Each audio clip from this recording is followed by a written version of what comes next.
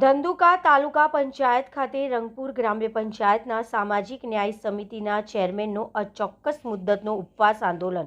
અમદાવાદ જિલ્લાના ધંધુકા તાલુકાની રંગપુર ગ્રામ્ય પંચાયતના સામાજિક ન્યાય સમિતિ ચેરમેન શ્રી ભરતભાઈ કોરડિયા તારીખ 20/1/2026થી ધંધુકા તાલુકા પંચાયત કચેરી ખાતે અચોક્કસ મુદ્દતના ઉપવાસ આંદોલન પર બેઠા છે।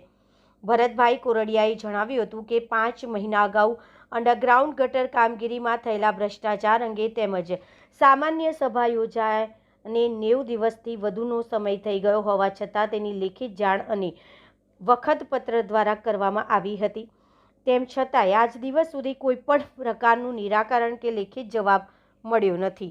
આ બાબતે અગાઉ તાલુકા પંચાયતના તાલુકા વિકાસ અધિકારીને લેખિતમાં રજૂઆત કરવામાં આવી હતી, છતાં પણ પ્રશાસન દ્વારા કોઈપણ કાર્યવાહી ન થવાથી અંતે ભરતભાઈ કોરડિયાએ ઉપવાસ આંદોલનનો માર્ગ અપનાવ્યો છે। તેમણે સ્પષ્ટ ચીમકી ઉચ્ચારી છે કે જો વહેલી તકે યોગ્ય નિરાકરણ નહીં આવે તો તેઓ આંદોલનનું વધુ ઉગ્ર બનાવશે। આ ઘટનાને લઈને તાલુકા પંચાયત કચેરી ખાતે ચર્ચાનો માહોલ સર્જાયો છે।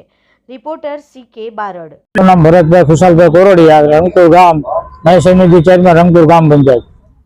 મેં આશરે 8 મહિના પહેલા અરજી કરી હતી। મારા ગામમાં ગટરનો ભ્રષ્ટાચાર કરેલો હતો। સામાન્ય સભા દર મહિને બોલાવવા બાબત એને બદલે 4 મહિના થયા તો સભા બોલાવી નથી। વારંવાર 8 મહિનાથી રજૂઆત કરું છું, બરોબર। 1 મહિના પહેલા તાલુકા પંચાયત લેખિત આપ્યું હતું કે મને જો યોગ્ય ન્યાય નહીં મળે તો 20/1/2026ના દી ઉપવાસ ઉપર દઈશ, તો યોગ્ય ન્યાય મળ્યો નથી। એ માટે આજ તાલુકા પંચાયત આમંત્રણ ઉપવાસ માટે બેઠો છું।